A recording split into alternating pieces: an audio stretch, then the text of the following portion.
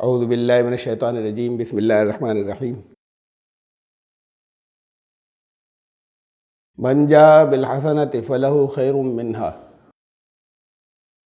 ومن جاء بالسیئۃ فلا یجزی الذین عملوا السیئات الا ما كانوا یعملون۔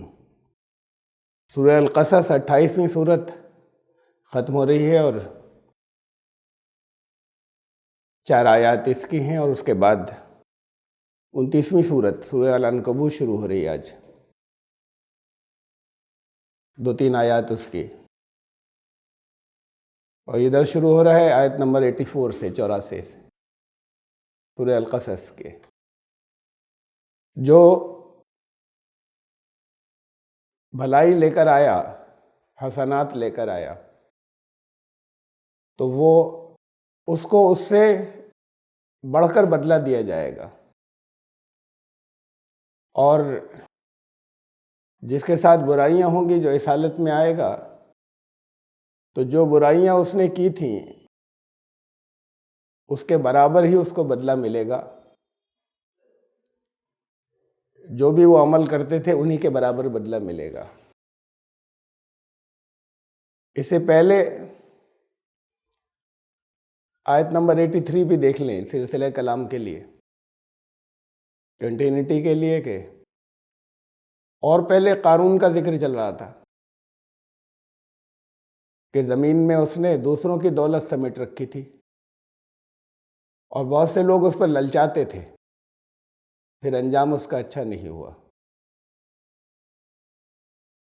آیت نمبر 83 تھی 83، تِلْکَ الدَّارُ الْآخِرَةُ نَجْعَلُهَا لِلَّذِينَ لَا يُرِيدُونَ عُلُوًّا فِي الْأَرْضِ وَلَا فَسَادًا۔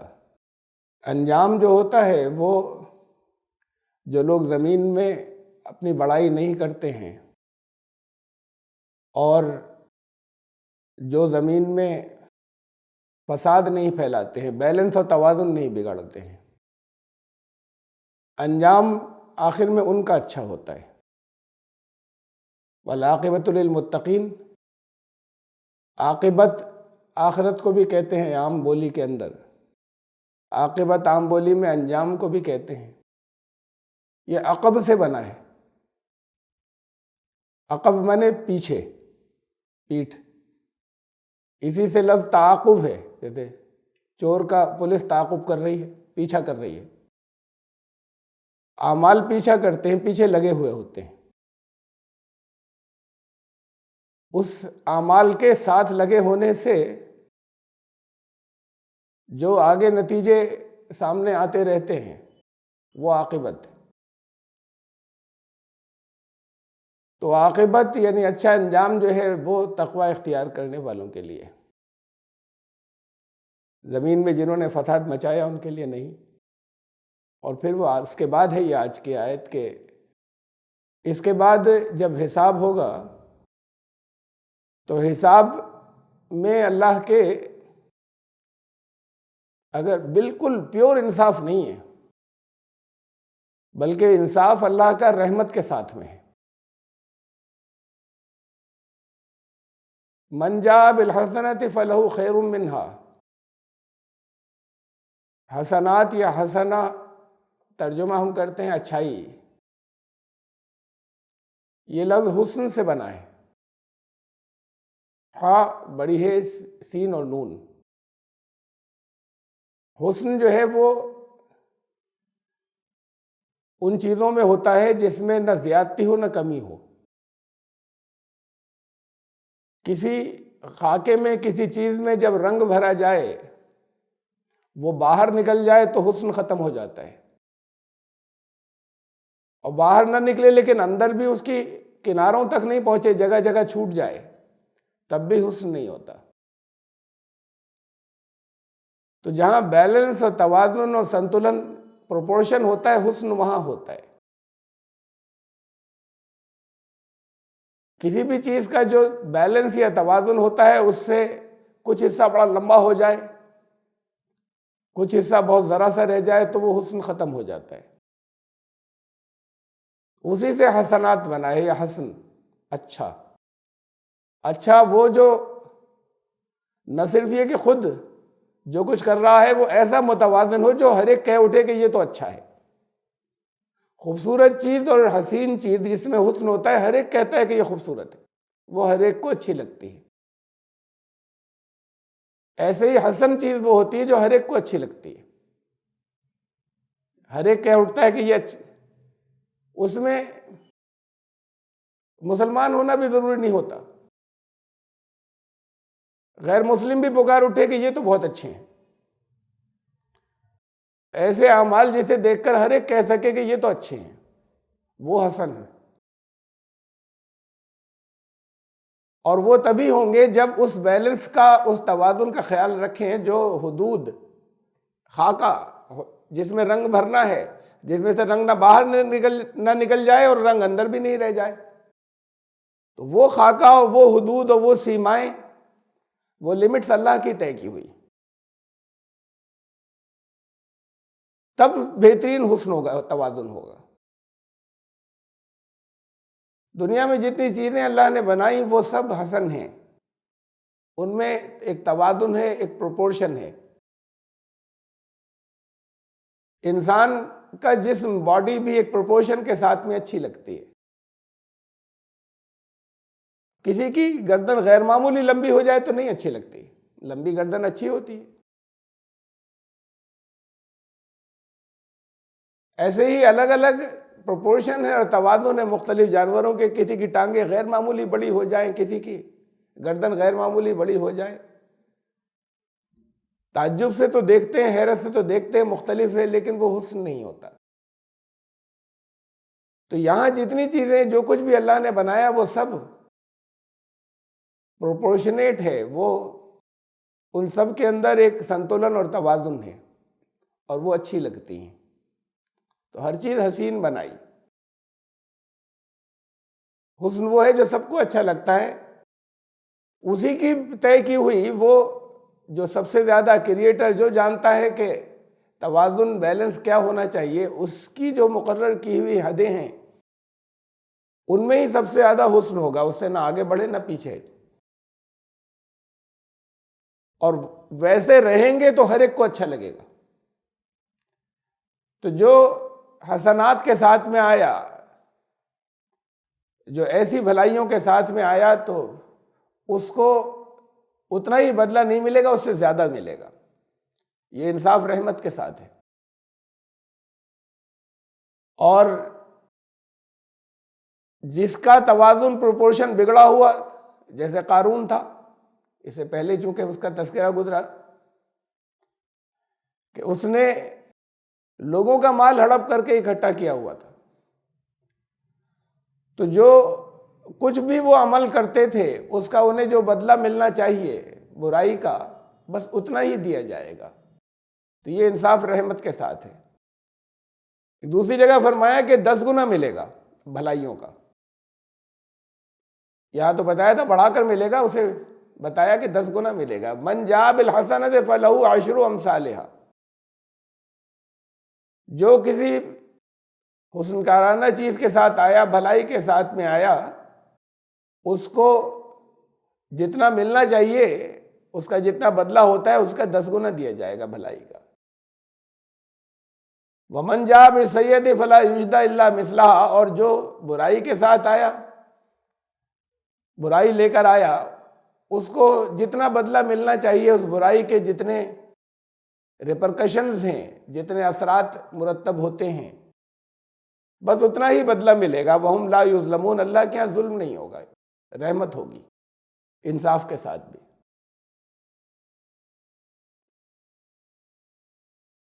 ان الذی فرض علیک القرآن لرادک الی معاد، اب تمہیں بتا دیا کہ انصاف بھی ایسے ہوگا۔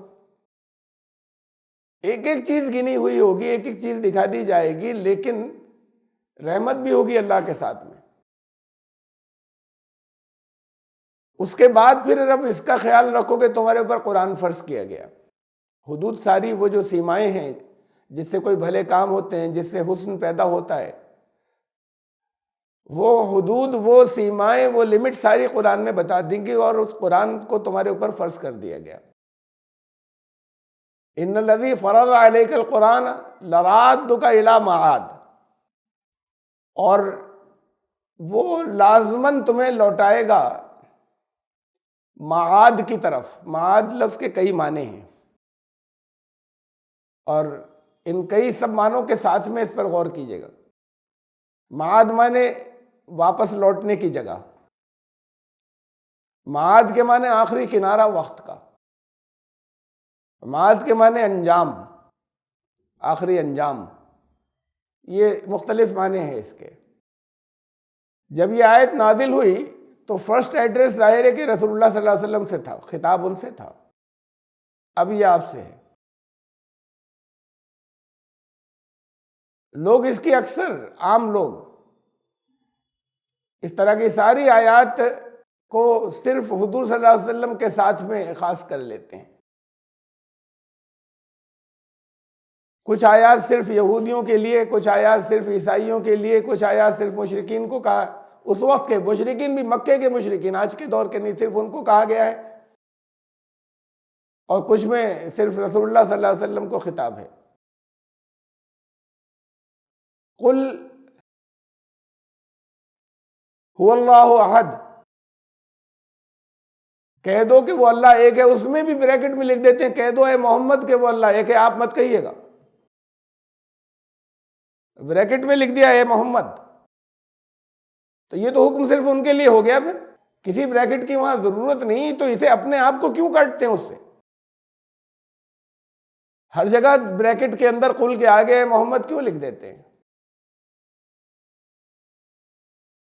جو بھی قرآن، جس تک بھی قرآن پہنچ رہا ہے، یہ خطاب اس سے ہے۔ سب سے پہلے رسول اللہ صلی اللہ علیہ وسلم تک پہنچا تو ان سے تھا خطاب کہ اے محمد کہہ دو کہ وہ اللہ ایک ہے۔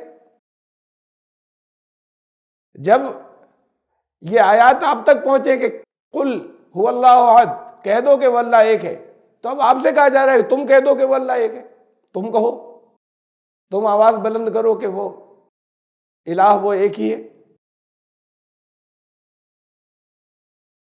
یہ خطاب، یہ اس آیت کا بھی ایڈریس سب سے پہلا تو ان سے تھا خطاب، محمد صلی اللہ علیہ وسلم سے، وہ اس لیے سب سے پہلے یہ آیت انہی تک پہنچی، ان پر نازل ہوئی۔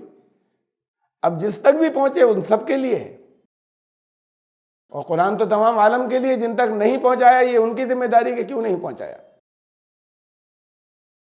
ان الذی فرض علیک القرآن لرادک الی معاد، جب نبی اکرم صلی اللہ علیہ وسلم پر یہ آیت نازل ہوئی تو ان سے کہا گیا کہ اللہ نے تمہارے اوپر قرآن پر عمل کرنا بھی، قرآن کو آگے لے جانا بھی فرض قرار دیا، اور جس نے یہ فرض قرار دیا تم اس فرض کے پر عمل کرتے ہوئے جب چلو گے تو وہ تمہیں واپس لائے گا۔ یہاں مکے سے نکالا گیا ہے، تمہیں اسی لوٹنے کی جگہ تمہیں اسی جگہ واپس لائے گا۔ آج بے یار و مددگار ہو کر نکلے، آج کوئی ساتھ نہیں ہے، اس سے پہلے ایک ایک کر کے باقی صحابہ ہجرت کر چکے، اب یہاں تم اکیلے رہ گئے، تمہاری جان کے سب دشمن، اور پھر آخر میں گھر چھوڑنا پڑ گیا، مکے سے نکلنا پڑا۔ کہا کہ تمہیں عزت کے ساتھ میں تمہیں فاتح بنا کر، تمہیں ایسے کہ یہ مرکز دنیا کا، اسلام کا، یہ مرکز نبی کے کنٹرول میں ہوگا، تمہیں اللہ واپس لائے گا یہاں، لیکن وہ جو قرآن نے جو کچھ بتایا ہے اس پر عمل کرتے رہنا اور اس کو آگے لے، تو وہ قرآنی نظام ہوگا جو تمہیں، وہ عمل تمہیں یہاں واپس لے کر آئے گا۔ تو یہ تو وعدہ ان سے تھا، اور یہی وعدہ آپ سے ہے کہ جس تمہارے اوپر قرآن فرض کیا گیا، لازم کیا گیا۔ اب اس آیت کو لوگ اپنے لیے نہیں سمجھتے، قرآن پر عمل بھی فرض کیا گیا، قرآن کو آگے پہنچانا بھی فرض کیا گیا، قرآن کا سمجھنا بھی فرض کیا گیا، سب پر فرض کیا گیا۔ فرائض آپ کو بتائے جاتے ہیں، 5 وقت کی نمازیں، 1 مہینے کے روزے رمضان کے مہینے کے، اور جو افورڈ کر سکتے ہیں ان کے لیے زکوٰۃ اور حج۔ قرآن فرض ہے، اور فرض اس کا خالی یہ نہیں ہے کہ وہ ایک رسم ہے، وہ کہ اب وہ جب 4 سال 4 مہینے 4 دن کے ہوں گے تو بسم اللہ پڑھا دی جائے گی، اور اس کے بعد پھر کسی ملانی کے پاس بھیج کر اور یا مدرسے میں بھیج کے قرآن کا ناظرہ، قرآن کو عربی میں پڑھنا آ جائے، آخر تک پڑھ لیا، اب قرآن ختم ہو گیا، اس دن مٹھائیاں تقسیم ہوں گی جب پورا ہو جائے گا۔ قرآن تو کچھ ہدایات ہیں تمہاری زندگی کے لیے، اس پر عمل کرو گے تو اچھے انجام تک پہنچو گے، اور وہ سب کے لیے ہے، وہ تمہارے اوپر فرض کیا گیا فرائض میں سے ہے۔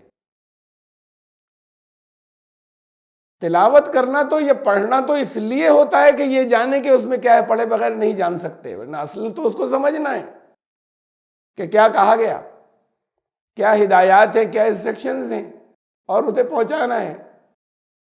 اس کے معنی، معاد لفظ کے معنی ہیں منزل آخری، منزل آخری کنارہ، وہ تمہیں لے جائے گا، صحیح انجام تک پہنچا دے گا جب تم اس پر عمل کرو گے۔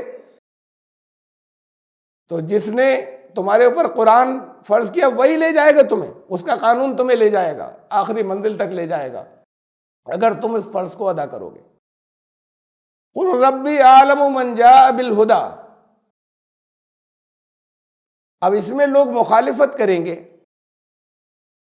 اس میں اگر بحث کریں تمہارے ساتھ، اب اس کے تو ہر لفظ کے اوپر نیکی ہے، قرأت کے خالی مقابلے ہوتے رہیں یہی کافی ہے،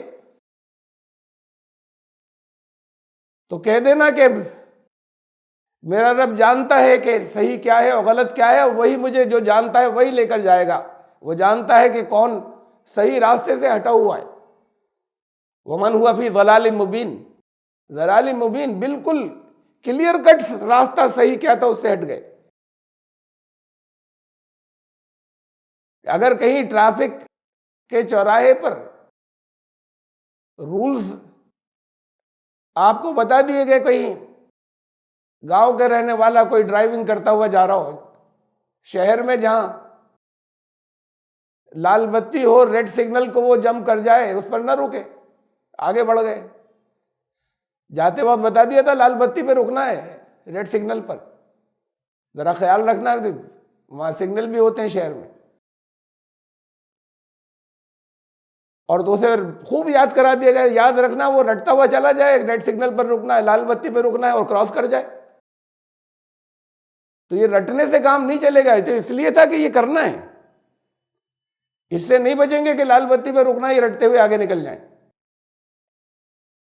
یہ ایسے ہی ہے بالکل، یہ قرآن کو کا کچھ حصہ رٹ کر یاد کر لینا اور کچھ حصہ جو ہے وہ پڑھ لینا۔ تو پھر کہہ دو کہ اعلان کر دو، جو اس سے اختلاف کرے اسے اعلان کر دو کہ میرے رب کے علم میں ہے، کون صاف واضح بالکل کامن سینس کی باتیں اس سے ہٹا ہوا ہے، اور کون کس کے ساتھ میں رہنمائی ہے، گائیڈنس ہے۔ من جاء بالہدی، کون ہدایت کے ساتھ آیا، اور ہدایت کیا ہے؟ قرآن، ابھی آگے پہلے بتائی، اس سے آگے کہ اللہ نے گائیڈنس بھیج دی، وہ گائیڈنس ساری قرآن کے اندر ہے، تو جو اس گائیڈنس کو ساتھ میں رکھے گا وہ کامیاب ہوگا۔ جو لوگ بحث کریں تو کہنا ہمارے ساتھ ہے وہ گائیڈنس، اب بحث مت کیجئے، آپ کے ساتھ نہیں ہے گائیڈنس، یہ اللہ کو معلوم ہے اور اللہ کے قانون کو معلوم ہے۔ وما كنت ترجو ان يلقى اليك الكتاب الا رحمة من ربك، تمہیں اس کی امید نہیں تھی کہ تمہاری طرف کتاب القا کی جائے۔ القا کہتے ہیں ملاقات، یہ لفظ بھی اسی سے ہے، اسی مادے سے، ملاقات، ملنا، ایسے ملے کہ بالکل قریب قریب آ گئے۔ اور کچھ اہل لغت نے بتایا کہ یہ القا اسے کہتے ہیں کہ بات ایسے پہنچ جائے اندر کہ بالکل فہم و بصیرت، انسائٹ سے وہ سمجھ میں آ جائے، ایسے اندر پہنچ جائے، ڈال دی جائے اندر، ایسے اسے القا کہتے ہیں۔ تو تم اس کے امیدوار نہیں تھے، کوئی کینڈیڈیٹ نہیں تھے، اپلیکیشن نہیں لگوائی تھی، پہلا خطاب تو رسول اللہ صلی اللہ علیہ وسلم سے، تم نے کوئی اپلیکیشن نہیں لگائی تھی کہ مجھے نبی بنایا جائے، کہ بہت سی اپلیکیشنز ہیں ان میں سے ان کا سلیکشن ہو گیا۔ یہ تو اللہ کا سلیکشن ہوتا ہے، اللہ کا انتخاب ہوتا ہے۔ تم اس کے امیدوار کینڈیڈیٹ نہیں تھے کہ تمہاری طرف کتاب القا کی جائے، یہ تو تمہارے رب کی رحمت تھی تمہارے اوپر اور رحمت اسے ہی کہتے ہیں جہاں پر کوئی ادھر آؤٹر سورس، کوئی کسی طرح کے باہری ذریعے کوئی نہیں ہو، اور اس کے بعد بھی کوئی کسی طرح کے سامنے سے بظاہر حالات نہیں ہو، کوئی دوسرا ہیلپ نہیں کر سکتا اور ہیلپ مل رہی ہو خود بخود، اسے رحمت کہتے ہیں۔ یہ لفظ رحم سے بنا ہے، اور رحم، اوریجنل رحم جو ہے وہ ماں کے پیٹ میں ہوتا ہے۔ ماں کے پیٹ میں جو بچہ جہاں پیدا ہوتا ہے وہ رحم کہلاتا ہے۔ بچے کی جہاں نشو و نما ہوتی ہے، جہاں گروتھ ہوتی ہے، ووم کے اندر۔ باہر آنے کے بعد تو بچے کی ماں پرورش کرتی ہے، اس کے کپڑے بدلاتی ہے، وہ روتا ہے تو فوراً یہ ہوتا ہے کہ اب بھوکا ہے، دودھ پلاتی ہے، کروٹیں بدلاتی ہے، بار بار خیال رکھتی ہے۔ وہاں وہ کچھ نہیں کرتی، وہاں کروٹیں بھی وہی بدلواتا ہے، ماں کچھ نہیں کرتی۔ کتنی غذا کس وقت پہنچنا چاہیے وہ اس وقت اس کو ریگولر برابر پہنچ رہی ہوتی ہے، وہ رحم ہوتا ہے۔ کہ جہاں کوئی دوسرا ہیلپ نہیں کر رہا، مدد نہیں کر رہا، پھر جو اس کی نشو و نما، اس کی گروتھ اور اس کی بھلائی کے لیے، اس کے لیے جو اچھا ہے وہ اسے پہنچا دے، اسے رحمت کہتے ہیں۔ اس سے رحمت لفظ بنا ہے۔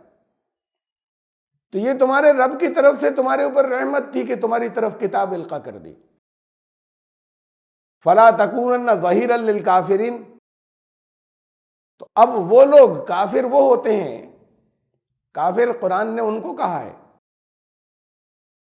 جو جن تک پیغام پہنچ جائے، اچھے طریقے سے پہنچا دیا جائے، ایسے پہنچا دیا جائے کہ خوب سمجھ میں آ جائے ان کی کہ یہی حق ہے، اور اس کے بعد ہٹ دھرمی سے انکار کرنے لگے، انہیں کافر کہا ہے قرآن نے۔ تو اب وہ جن تک دعوت کی حجت پوری ہو گئی، جن کو خوب اچھے طریقے سے بتایا سمجھایا جا چکا، پھر اب ان کے ساتھ مت ہونا، ان کے انٹرسٹ اور ان کے مفادات کے بارے میں، اس لیے کہ وہ تو نقصان اٹھانے والے۔ تو اب ان کی پشت پناہی مت کرنا، ان کو بیک مت کرنا، ان کو نقصان ہونے والا ہے۔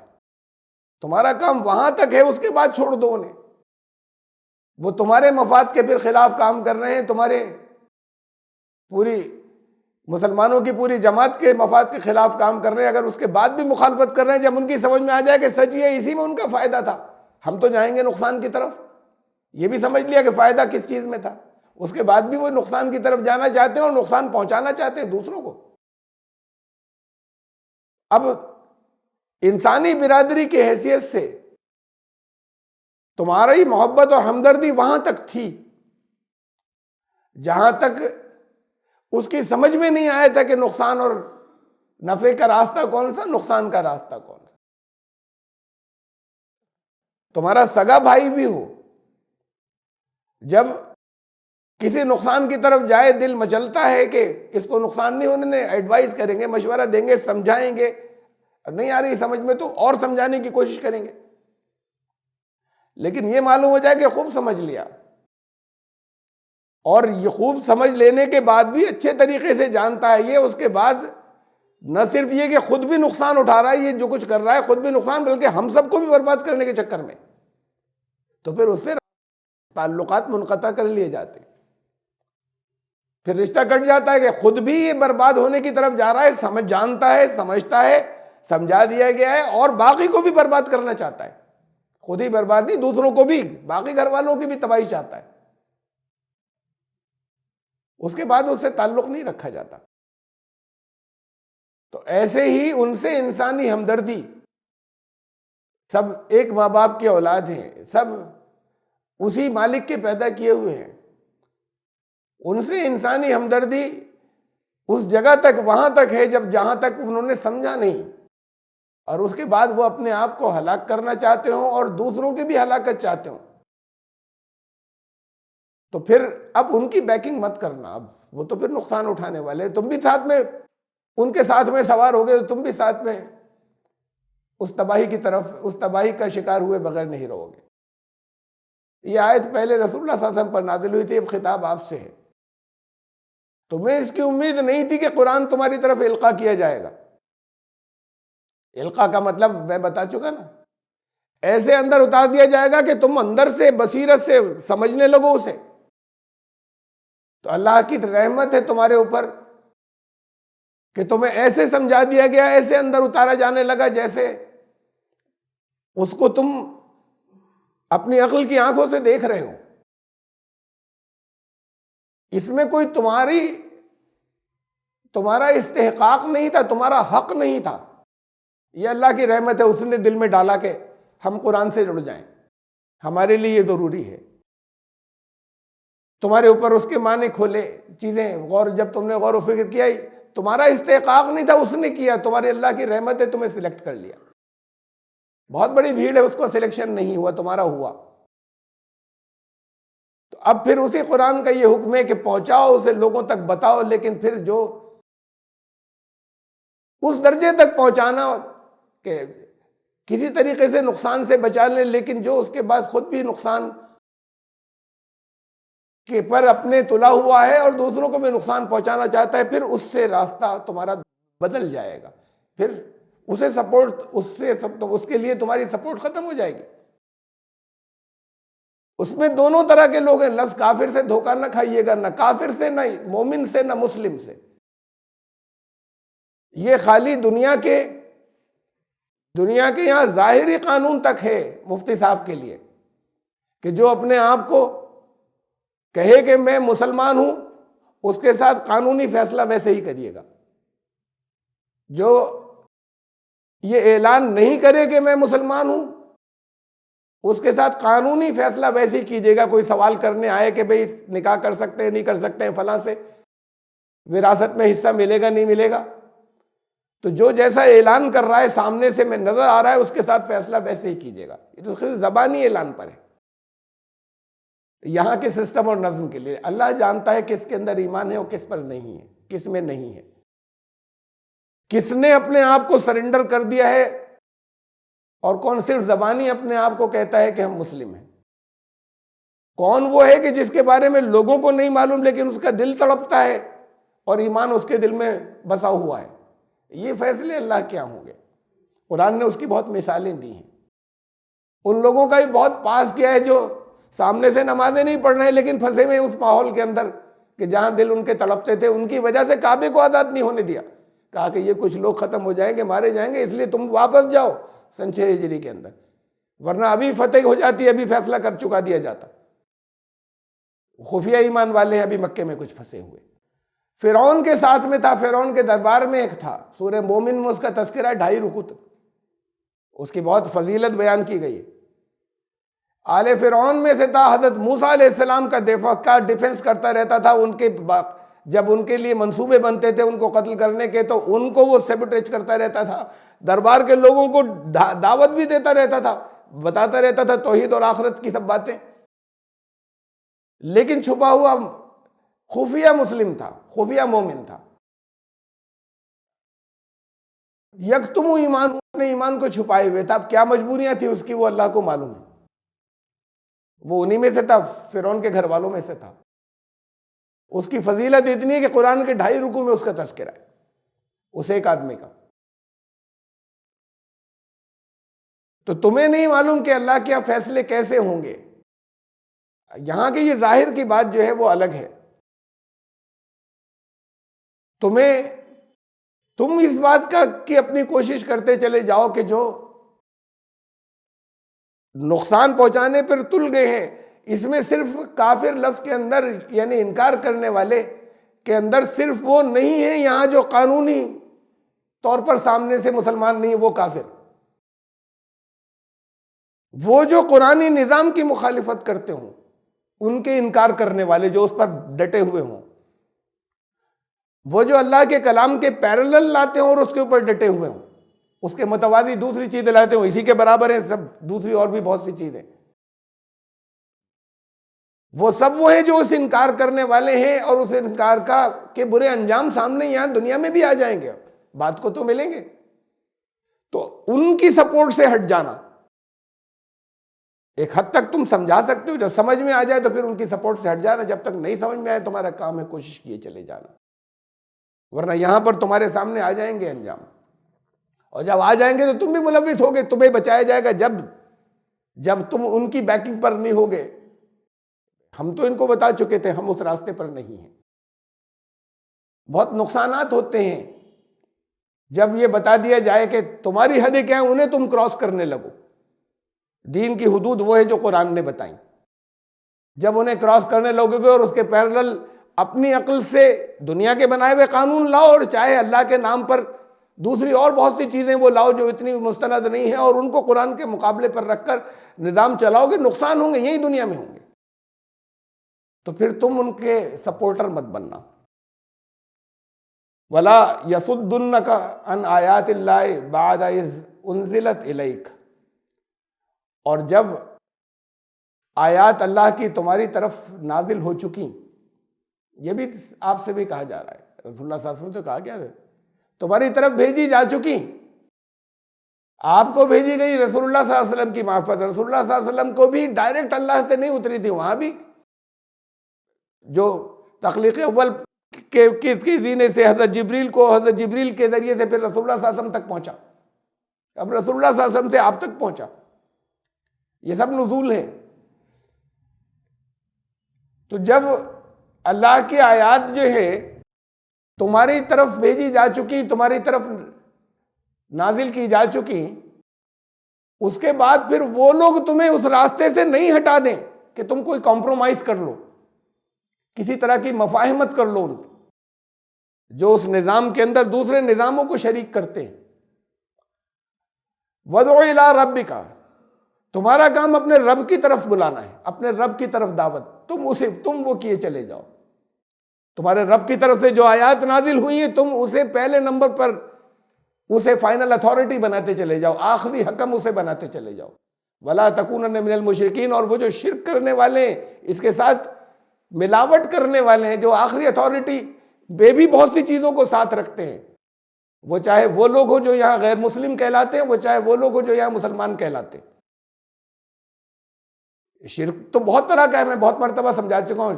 ہمارے یہاں تو شرک یہی سمجھا جاتا ہے کہ کسی نے قبروں پہ جا کے سجدہ کیا وہ شرک ہو گیا، بس اس کے علاوہ تو پھر ہم ہر طریقے سے ایمان لانے والے۔ قرآن نے کہا کہ لا یشرک فی حکمہ احدا، وہ اپنے حکم دینے کے اختیار میں کسی ایک کو بھی شریک نہیں کرتا۔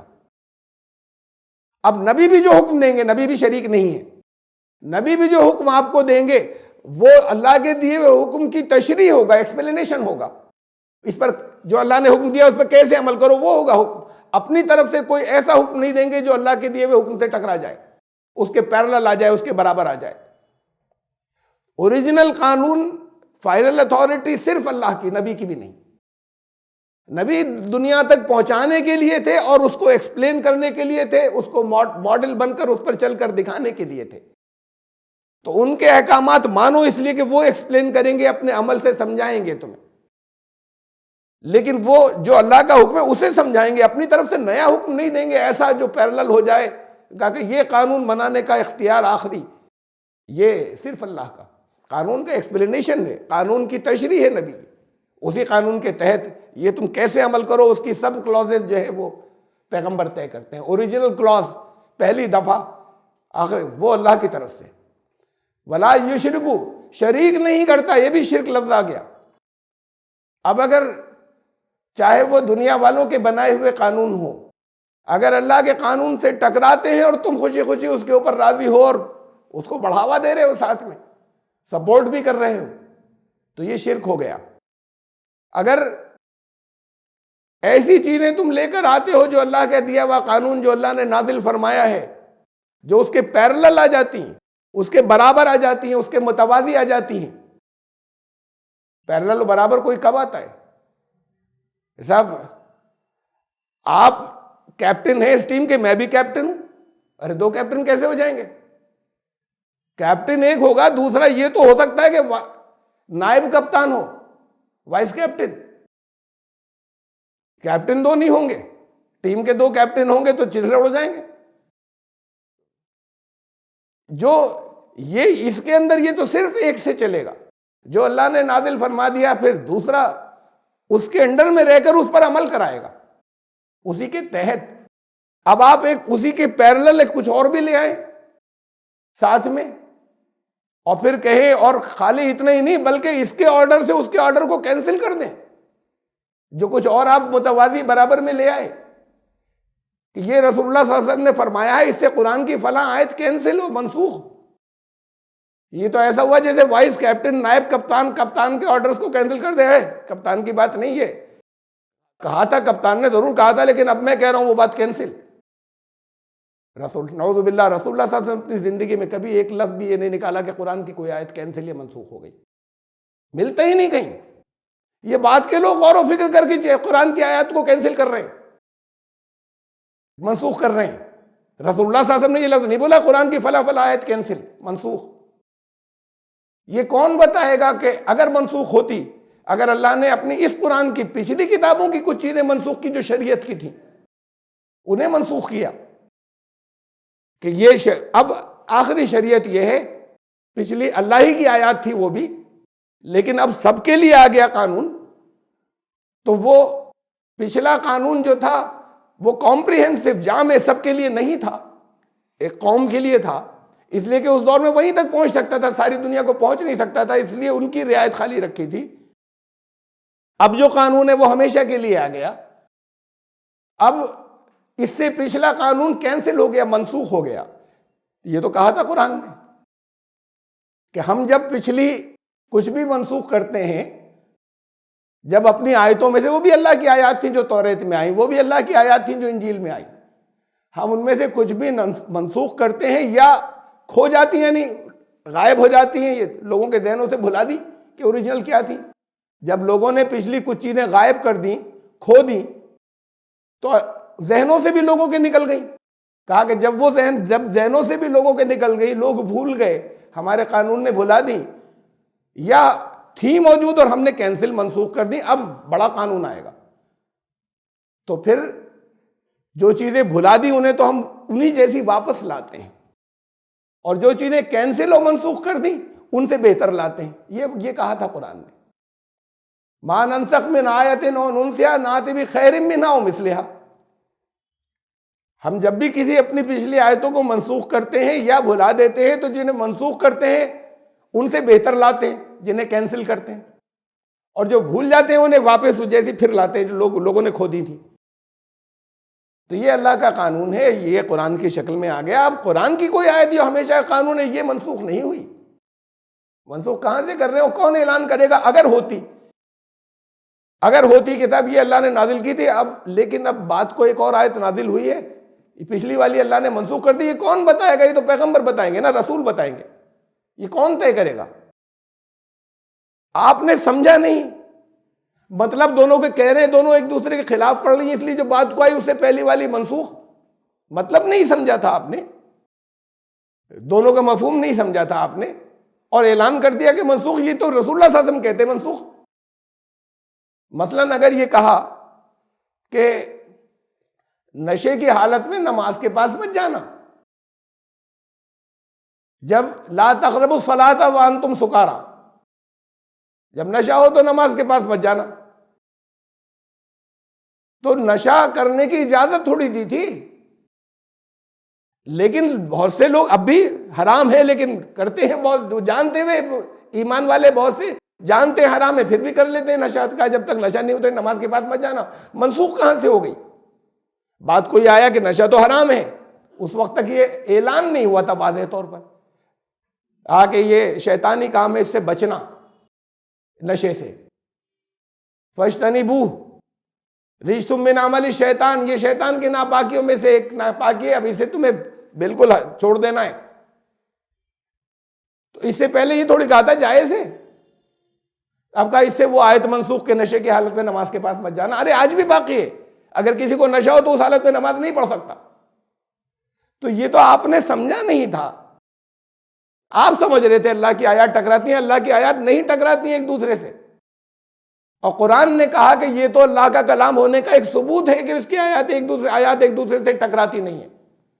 انسانی کلام ہوگا تو ٹکرائیں گی، 23 سال پہلے کوئی بات کہی تھی، اب کوئی بات اس کے خلاف کوئی جملہ منہ سے نکل جائے، انسان اس پر کنٹرول نہیں کر سکتا۔ اللہ کی آیات میں ٹکراؤ نہیں ہو سکتا۔ لو کان من عند غیر اللہ لوجدوا فیہ اختلافا کثیرا، اگر یہ اللہ کا کلام نہیں ہوتا، غیر اللہ کی طرف سے ہوتا، تو تمہیں اس میں بڑے کنٹرڈکشنز، تضاد، ایک دوسرے سے ٹکرانے والی آیات ملتی۔ منسوخ تو آپ تب کریں گے جب ٹکرا رہی ہوں گی ایک دوسرے سے۔ اللہ نے فرمایا کہ یہ تو غیر اللہ کے کلام ہوتا ہے، اللہ کے کلام میں ٹکراؤ ہوتا ہی نہیں۔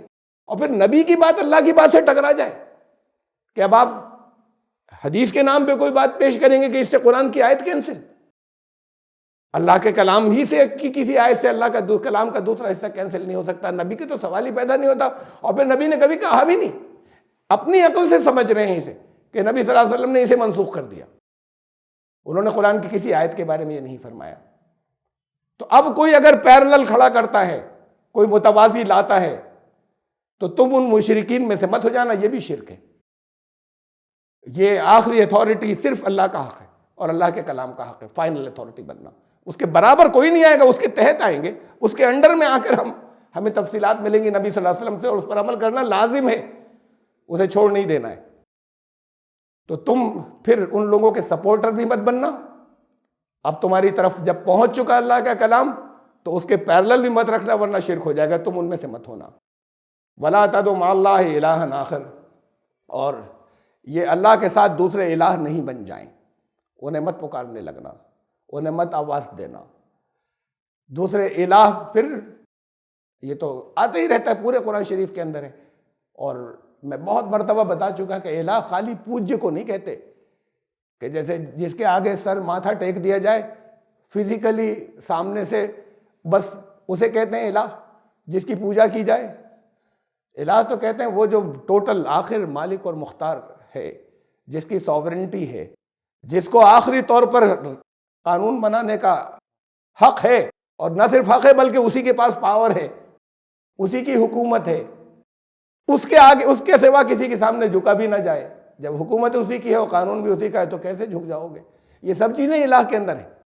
تو الہ کے معنی خالی پوجا کر لیتے ہیں ہم، کہ اس کے علاوہ کوئی دوسرا پوجیہ نہیں بنائے، کسی کی پرستش نہیں کریں۔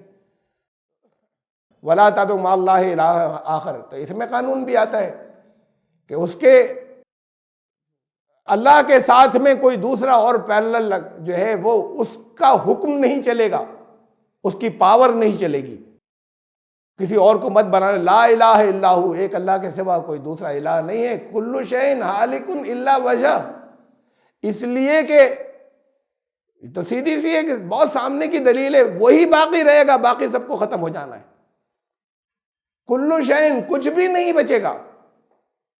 ایک وقت آئے گا جب کچھ بھی نہیں بچے گا، ہر شے کے لیے ایک اینڈ ہے، جو چیز شروع ہوئی اس کے لیے ایک انت ہوتا ہے، ایک جو شروع کبھی نہیں ہوا تھا وہ ہمیشہ رہے گا۔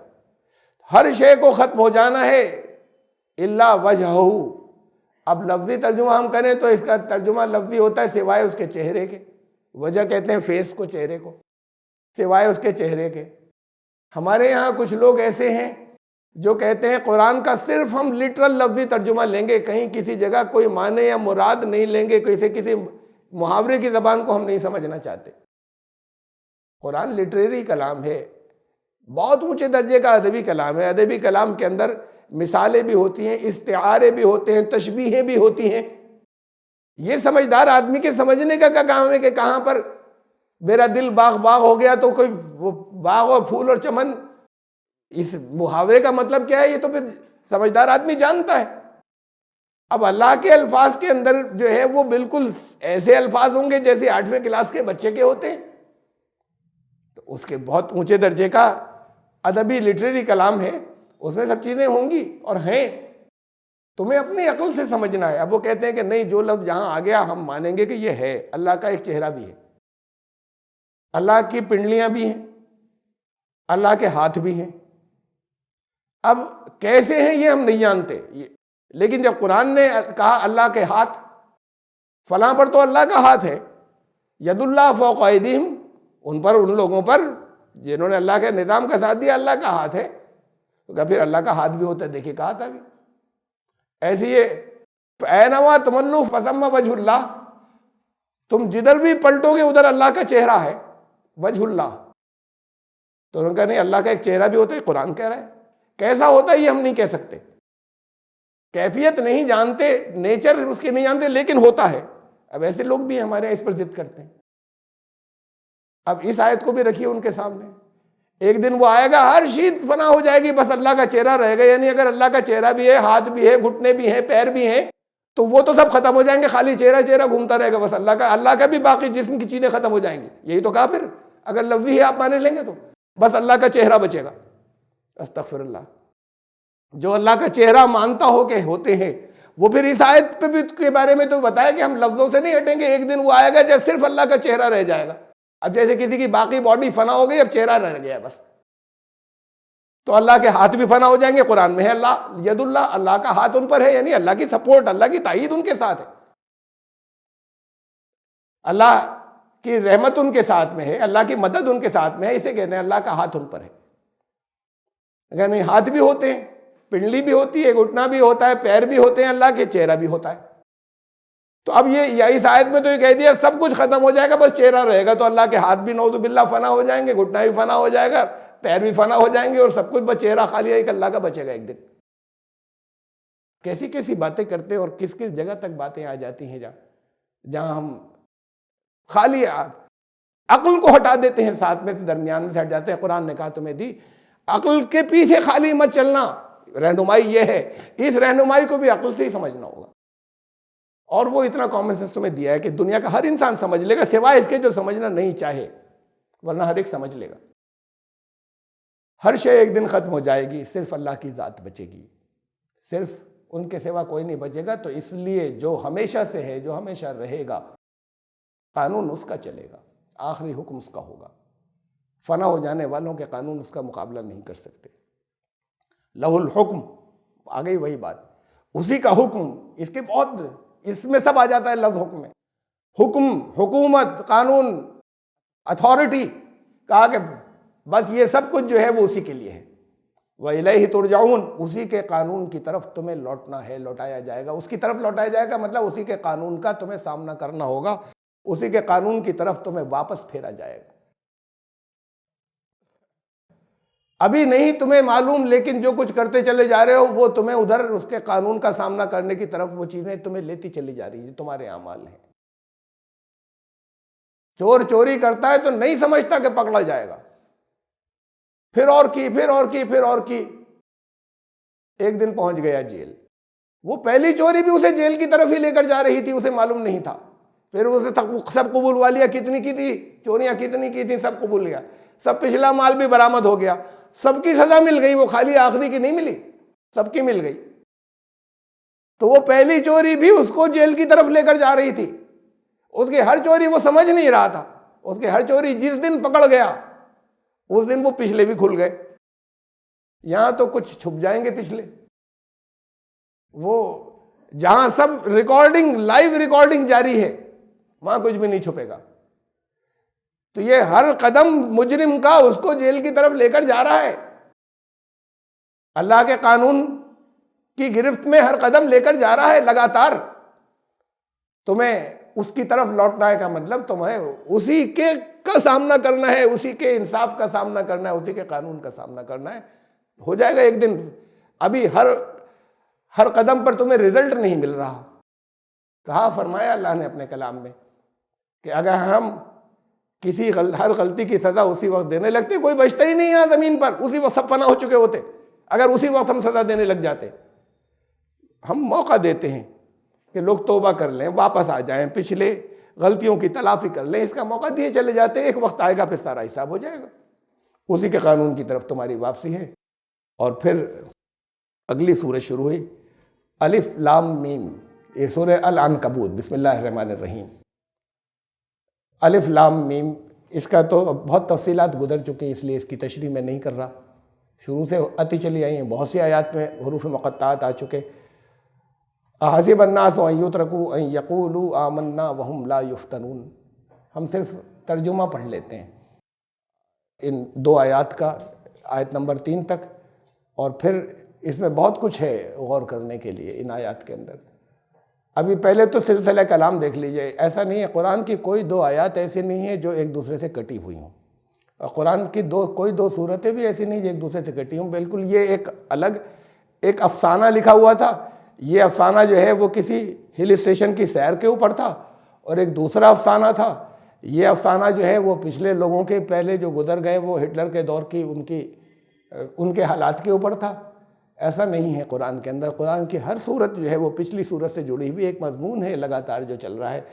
پہلے جو کچھ کہا گیا تھا آخر جہاں پر ہوا تھا وہ یہ ہوا تھا کہ جو چلا آ رہا تھا کہ دیکھو یہ تمہیں قرآن دے دیا گیا، اللہ نے تمہارے اوپر فرض کر دیا، اسی قرآن کے مطابق حدیں طے ہوں گی، حدود اور سیمائیں، کہ تمہاری زندگی کے اندر جو حسن آئے گا ان سیماؤں کو کراس نہیں کرو، وہی حسنات اور اچھائیاں ہیں. اللہ کا انصاف ہوگا، تمہارے اعمال کی جتنی اچھائیاں ہیں ان سے تو بڑھا کر بدلہ دے دیں گے، لیکن جتنی برائیاں ہیں ان کا پورا پورا بدلہ مل کر رہے گا. ہر عمل اپنے نتیجہ اور رزلٹ مرتب کرتا چلا جا رہا ہے، اور آخری قانون اللہ کا ہے، وہی فیصلہ کرے گا. اب اس کے بعد پھر یہ آگے بات آ رہی ہے اگلی صورت کے اندر، یہ جڑا ہوا ہے پہلے سے. تو کیا لوگوں نے یہ سمجھ لیا ایک ہی مضمون چل رہا ہے؟ کیا لوگوں نے یہ سمجھ لیا ہے کہ ہم صرف زبان سے کہہ دیں گے ایمان لائے اور ہمارا ٹیسٹ نہیں ہوگا؟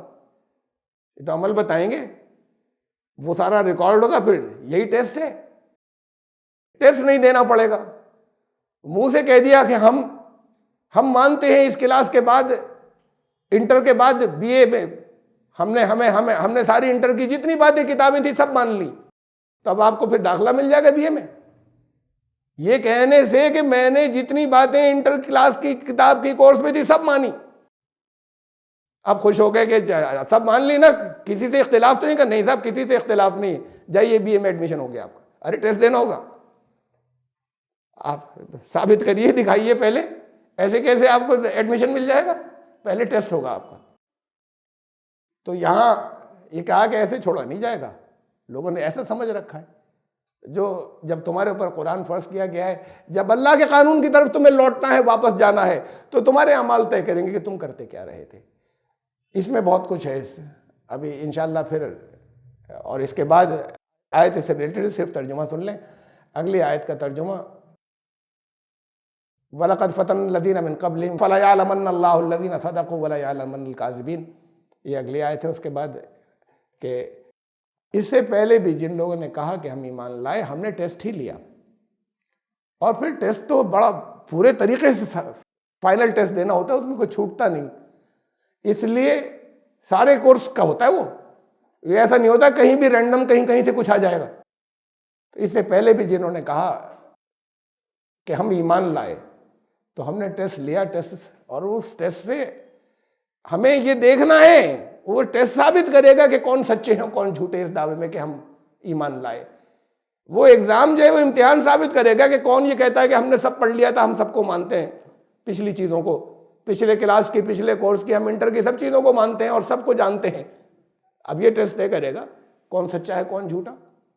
کہا کہ اس لیے اللہ کو تو یہ ٹیسٹ لینا ہی ہے. اس سے پہلے بھی جنہوں نے دعویٰ کیا ان کے ٹیسٹ ہوئے، ان کی زندگیوں کو آزمائش میں ڈالا گیا. یہی زندگی جو ہے یہی ثبوت دیتی ہے کہ بھاگ تو نہیں جاتے ذرا سا کچھ، کہیں پر اب تمہیں اپنا مفاد نظر آیا، انٹرسٹ نظر آیا تو ادھر بھاگ گئے، تو پھر وہ ٹیسٹ میں فیل ہو گئے.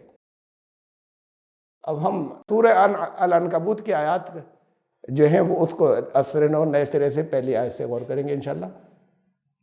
سورہ القصص ختم ہوئی ہے، 29ویں سورت کی آیات کا ہم نے خالی ترجمہ یا چند باتیں اس کے اوپر کی تھی، اور آئندہ زندگی رہی تو آئندہ مرتبہ. سبحان ربک رب العزت عما یصفون.